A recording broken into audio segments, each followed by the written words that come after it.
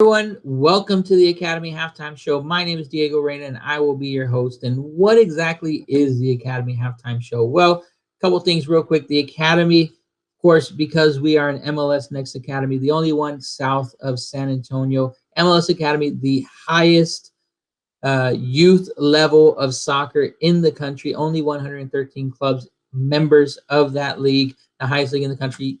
We're one of them. So that's where the Academy comes from. Halftime, because we want to keep it short, looking at maybe 15 to 20 minutes per episode. And then the reason that we're launching this series is to create awareness, to share with our community what we're doing here. We think we have an amazing program, and we want to share that with everyone out there for many reasons. Maybe you have a kid who likes to play soccer, who wants to play at the highest levels, or just wants to get better in general. Hey, we may be the right place for you, right?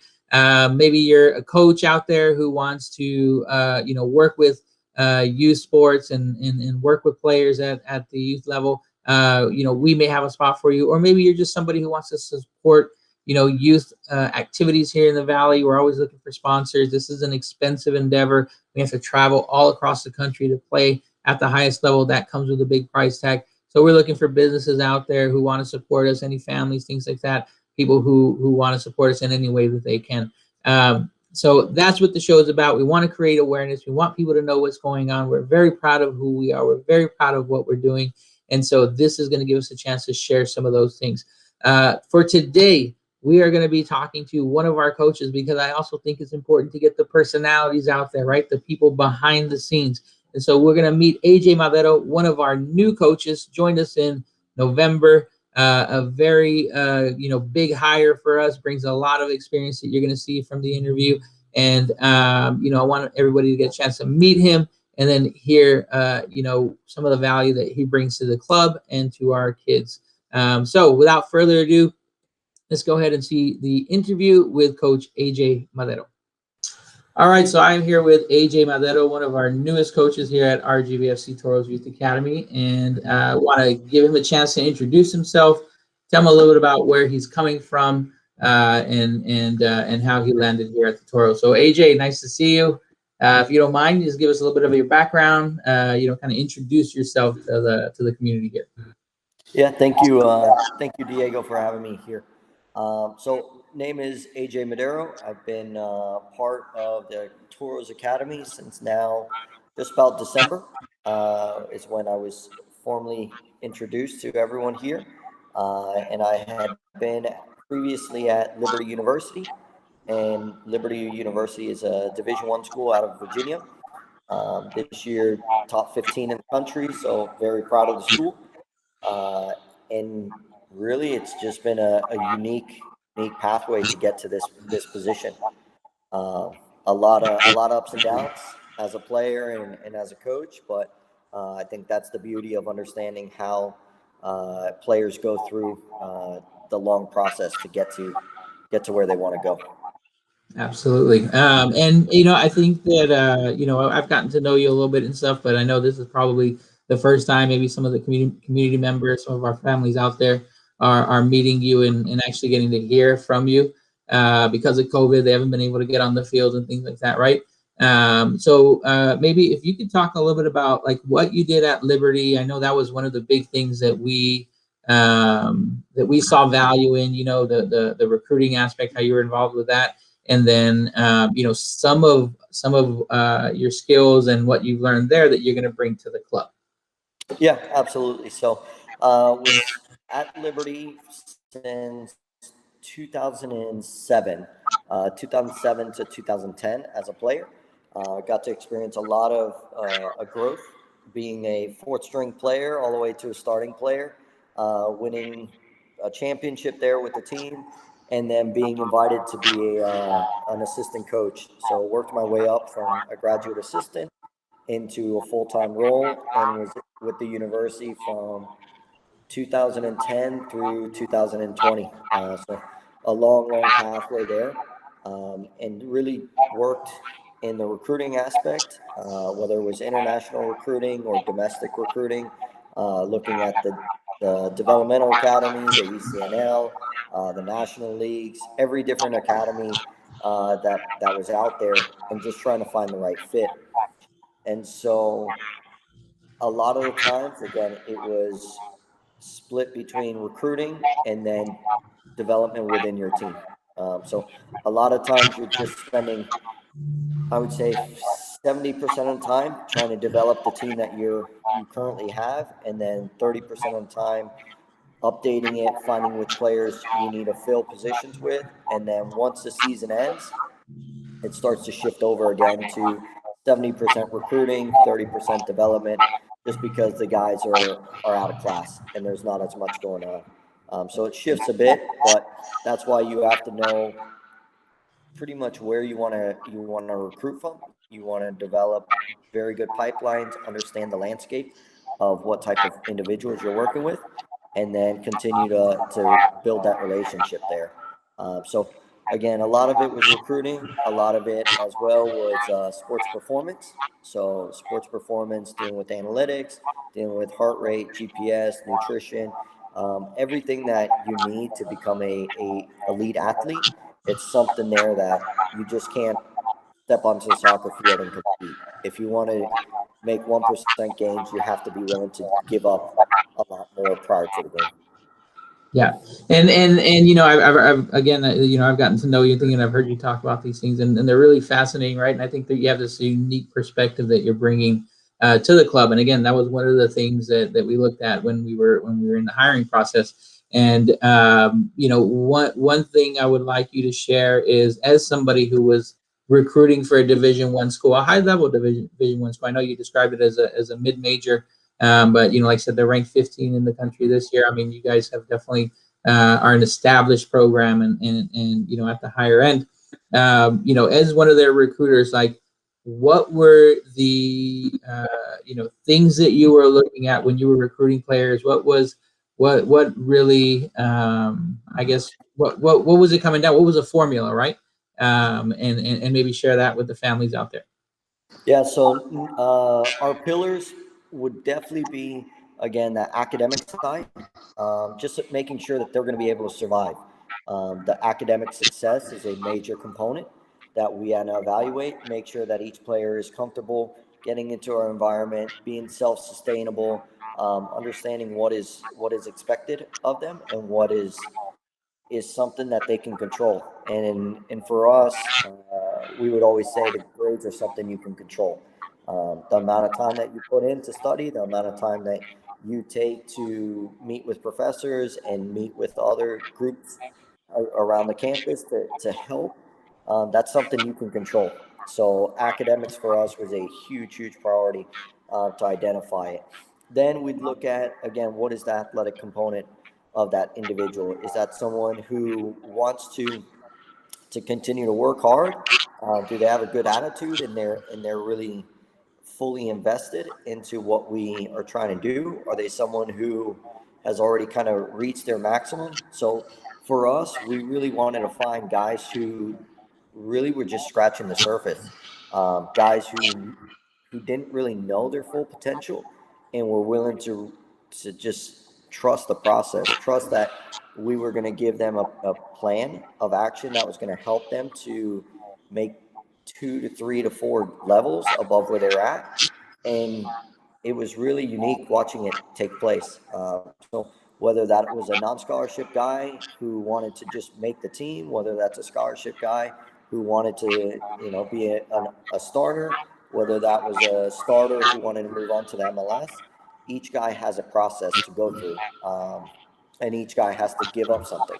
So I would say the academic side, the athletic side, the just the competitive nature, the competitive spirit of the individual is very key, because at the Division I level, every player is good. Every player has something that got them there. Some players are going to be older. One of our main players was 22-year-old, 22-year-old player who playing against 18-year-olds. He's 4 years older, so going into his senior year, turning 23, he has that knowledge.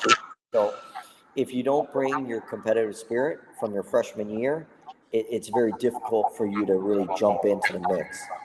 So I'd say, again, those are all very good components. And then the final part is what level are you playing at?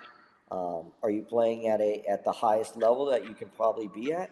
Whether that is the MLS Next Academy, whether that is the Developmental Academy, whether that is again making it, if you're gonna play at any sort of level, making it to the highest that's provided.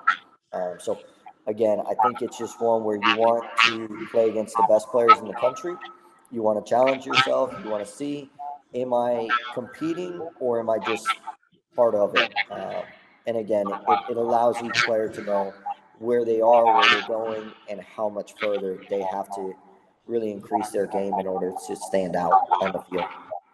Wow. So there's a couple of things I heard there that are interesting, that I want to maybe elaborate on. So one of them is academics, right? And so I've talked to a lot of college coaches because I've had the pleasure of going on these showcase trips and things like that, and that those were consistently just kind of meeting coaches and talking to them, and it's always the first thing, right? It's always the first thing. Academics, they're always asking questions on academics. So number one, I want to kind of like just point that out, that's consistent, right? That's the first thing you mentioned, and it's pretty much the first thing that all college coaches, when I get to talk to them, mention. And then the second thing, which was new, and maybe this is where you can elaborate just a little bit, is the idea that you're looking for guys who are scratching the surface, right? Like in my mind, and maybe the typical family out there, like they think, oh, to go to a high level Division I school, you have to be, one of the top players and one of the, playing at the highest level kind of thing, for your high school, for your club, whatever. But in hearing that, I think you're not only looking for maybe that kid who's showcasing at that moment, but that is scratching their surface and that y'all can help get to the next level. Am I understanding that correct? Is that part of is that what you were kind of meaning? Yeah, absolutely. So I think of it in this essence. If someone is fast, lightning fast, you watch them on the field and they just run by everyone, but that person has never been trained, you know that there's only going to be growth out of that person. And you could see it in the classroom as well. Someone may not have the background to really know something about mathematics, but their mind just understands it a little bit differently. And once you help them, they continue to go really, really quickly, understand it. Okay, here's what I need to do to improve on it, and they make the adjustments. And so when you look at it from a talent perspective, there's a lot of talent that it just needs to be developed. It has a lot of items that are just God given. They're just natural ability, natural talent, and that's where again you start to look at the mindset. Is that player open and understanding that they have a gift that just needs to be worked on in a craft, or are they using it and saying, "Oh well, you know what? I'm already tapped out. I'm as good as I need to be." And now all of a sudden you find someone who has equally the same talent, but again is willing to work harder, and that person's going to continue to rise to the occasion. So it's a fun process to be able to see that and to nurture it and to identify um, those key characteristics. But you definitely see a lot more success with guys who have this unique talent and are willing to really, give everything they have to continue to work on that craft. Yeah, so work ethic really ties into it. So you're the realization that I'm not gonna find or I'm not only gonna find players and show value in players who are ready to step in at 18 and compete. They're gonna have to continue to develop. But in order to know they're going to continue to develop, I've got to see things like their work ethic, which shows through their classroom work, things like that. Their character, are they willing to, their attitude, right? So I think that's interesting. That's an interesting point. And like I said, that's that perspective I think you bring, right, and that you can share with our players. So very, very cool stuff. Hey, I hope you're enjoying our conversation with AJ. We are going to take a quick commercial break from our sponsor, Idea Toros. Thank you so much for all you do for our program. You're a great partner. Let's take a quick moment to hear a word from our sponsors, Idea Toros.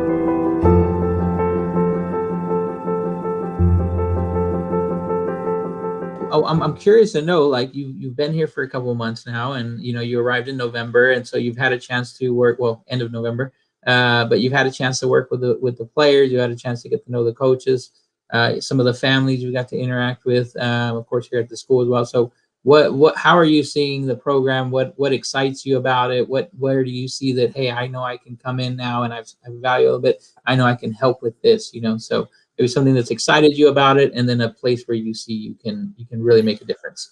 Yeah, absolutely. I think to start off, it would be the league right away.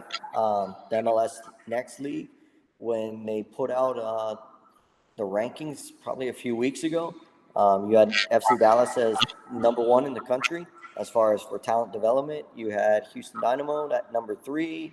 You had Sporting Kansas City in the mid 20s, Colorado Rapids in the mid 20s. You had Rise that we just played in 70. You had San Antonio FC in the mid 50s, Austin in the mid 60s. So the competition that you get to face day in and day out is something that I look at and think of. If you're playing in the SEC for football, you're playing against the best of the best. So whether you're at Alabama or you're at Auburn or Tennessee or whatever football school you're at, you're playing the best of the best. And getting to work in that environment, getting to have that, getting to share that with the boys, that they have to bring their A game every weekend. There are no easy games. If you don't show up and you don't train and you don't prepare, there's nothing given to you. And I think that's been the most exciting part for me, is to be part of that and to showcase to the boys that 1% difference in a game will make the difference between the win and a loss, or getting a point on the road. And so again, I know we're in a development academy, but getting those opportunities to be in a 1-1 game and find a way to get a result on the road against a very good opponent, or finding a way to claw your way back, being down 2-1 and finding a goal to pinch the game. These are all things that you want as a player to experience. And so, again, if we were blowing teams out 10-0, I'd question the competition. But because, again, the competition is the best of the best in the country, it's something that I'm really excited about, and I'm really excited to see that each of the guys are taking ownership in their performance, and again, what are they doing on and off the field. And so what's one thing where you're seeing now where you can come in and contribute? Like, you've gotten to see the program, and so what's something that excites you about what you can contribute specifically to who we are, who Toros are, and things like that? Yeah, so right away, now we started a program 6 weeks ago. So the 6 week program was really geared on just every player in their academy having an opportunity to improve their mobility, increase their strength, increase everything that is in their capability to work on. So it was great to see the guys understand that, continue to build on it, lay a really good foundation, so that again they come out the gates flying. They can't come out the gates being stronger, a little bit more tenacious with 1v1s and contact in the box. And these are items that, again, help you win 50-50 challenges, help you win games when the balance is there.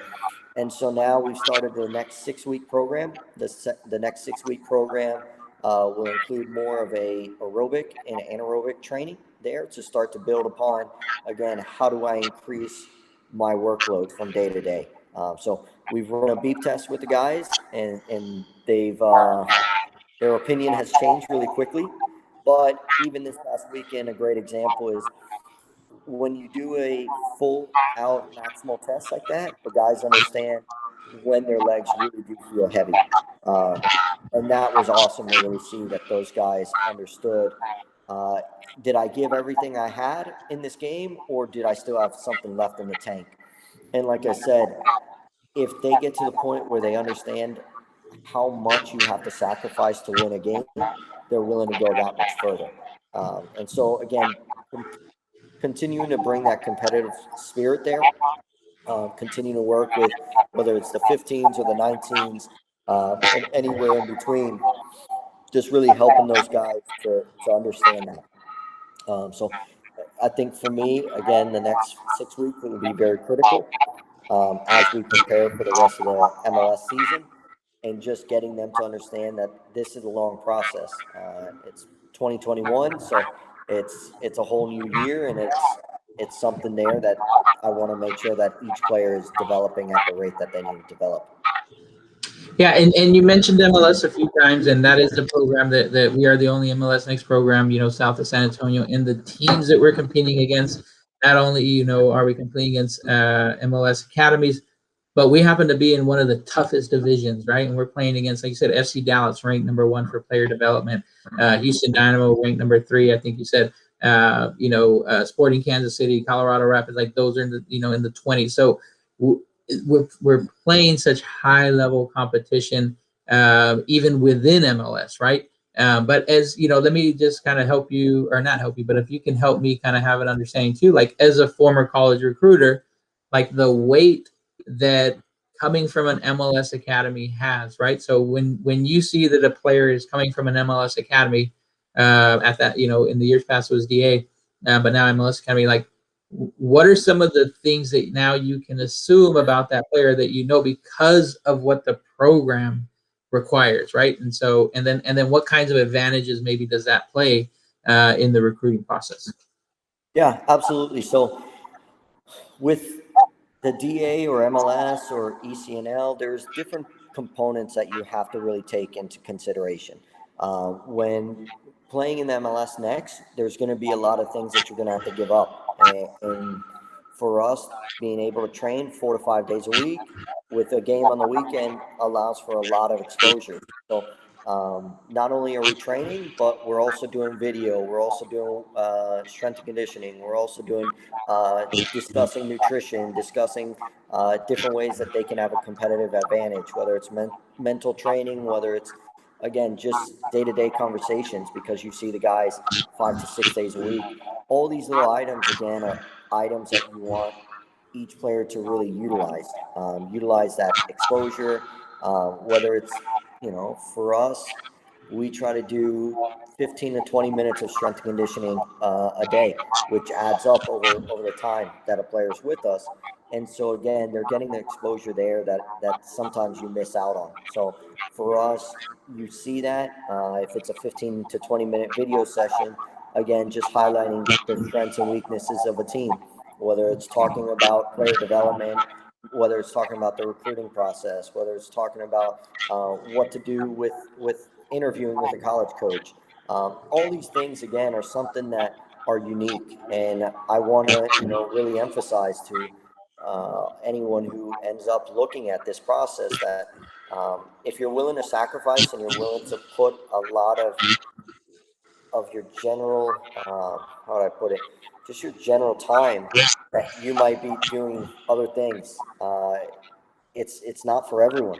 And I think that's where a lot of guys understand that they're giving up some time, but they want something in return. They want competitive games. They want the thrill of winning a game in the last minute, and they're willing to sacrifice for it. So again, from the recruiting process, you understand these players are giving up a lot. And so there's not going to be too much of a transition when they get into the college game, because the college game, you're training 4 to 5 days a week, plus games, plus study hall, plus meeting with your tutors, meeting with your academic staff. You're on the road. This past weekend, we were on the road in Houston. The past weekend before that in Austin. And so the guys understand, I have to get my work done before I leave. I have to get my work done at the hotel, or I have to get my work done ASAP as soon as I get back. And that's something, again, that's a characteristic when you're looking at who knows the college process and who's going to do well with it. Wow. Yeah. Awesome. So, I wanted to keep to about 15 minutes. We're at 20. I think we can go another 20 really easily. I mean, it's really interesting stuff. It's great conversation. Every time I've gotten to talk to you, like I said, it turns into an hour really quickly, right?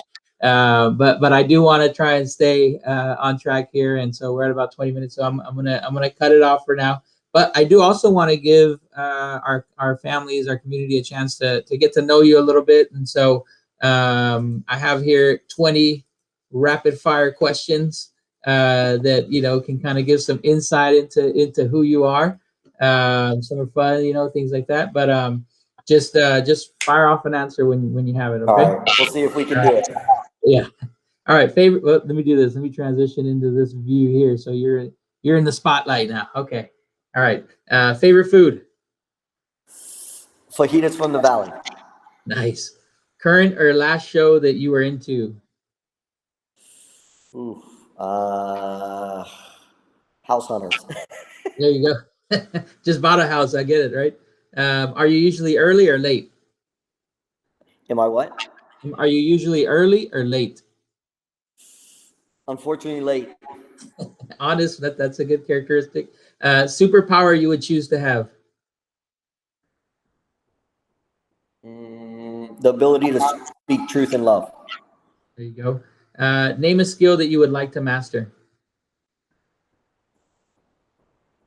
Being an auto mechanic. Favorite holiday. Oof. I'll go Christmas. Easy. Yeah. All right. Better vacation, lying on the beach or playing in the snow? My wife's from Canada, so I'm going to go snow. Something no one would ever guess about you. I have 3 dogs. If you could make a rule that everyone had to follow, what would it be? It would be to treat each other how you want to be treated. All right. And then the last one here, what's something that you would like to be remembered for? Getting as many kids from this area an opportunity to succeed. So for me, I'm blessed to be here. So I have a mission to really give everyone an opportunity and expose them to something that I wasn't exposed to until I got to college. And so I know my mission here is to serve the community and to, again, use knowledge, use experience, use items that have helped me to help others. Awesome. Well, AJ, that is a great way to finish. I want to thank you so much for taking the time to be with us and wish you luck on the rest of this season. I think you are just getting into the meat of the MLS part. So definitely want to wish you luck and thank you. Awesome. Sounds good. Thanks, Diego. All right, no problem. We'll see you.